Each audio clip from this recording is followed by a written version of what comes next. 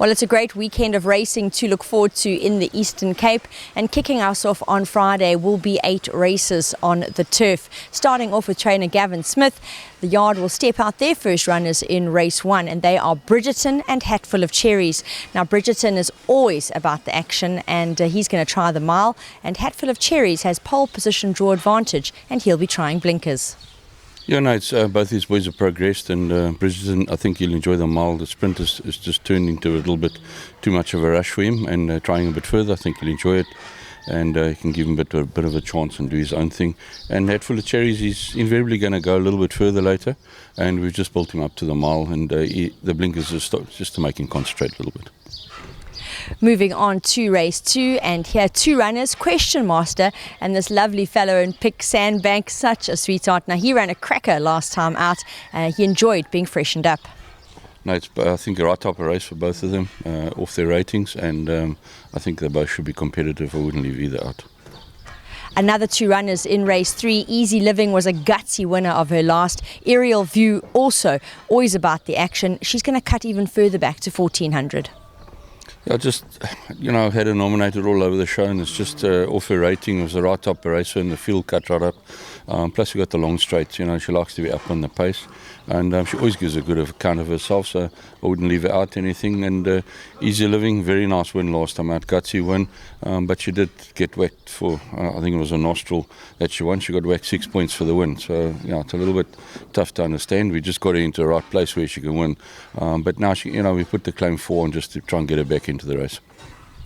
Definitely the right move when the mirror rating goes up that much, to get the apprentice on, to get that weight off. Up next in race 4, we'll see Slings and Arrows, who improved well last time out, and he'll be joined by Hayafia Chalakatol, good second in his last, and you've got to feel a bit unlucky, especially as he was beaten by only a quarter of a length. Yeah, he was a little bit unlucky. He was a bit far back, and sort of rushed up in the straight, and then didn't quite go through with it right at the business end. But in saying that, he's a one-time winner, and it's a tough type of race. Now, it's not an easy field, but he's well in himself, and he enjoys the turf for the long running. And as well as Slings, he loves the long running. Plus, he's got the claim floor just to get some weight off his back, and he could also just be thereabouts. 4 runners in race 5, and we're going to start with Vas Voter and Pisces, both of whom are back after gelding. Both those boys, Nate's doing very good work at home, but we haven't been able to gallop because of the rains and stuff, and the course been close. I would love to have got a gallop into both of them after their gelding, but they're doing well enough to warrant back in the quartets. They'll be joined by Gimme a Diamond and Charlie Malone, who unfortunately has been plagued by bad draws.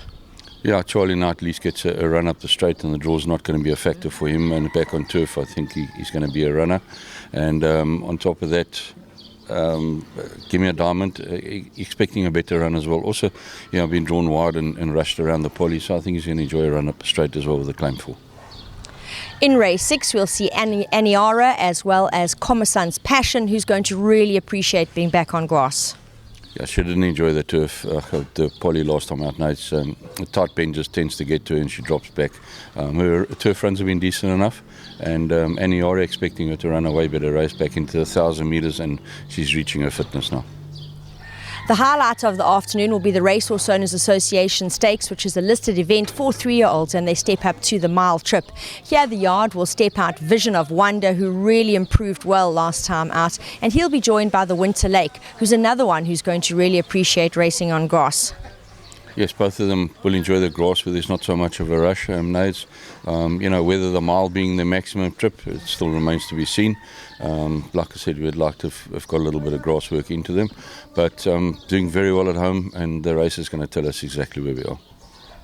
And finishing off, always about the action, and certainly horses that always have to be considered for trifectas and quartets, are Jaspero and Then in Focus.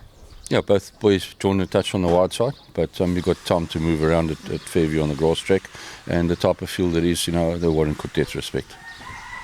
So again, don't be leaving those 2 out of your trifectas and quartets.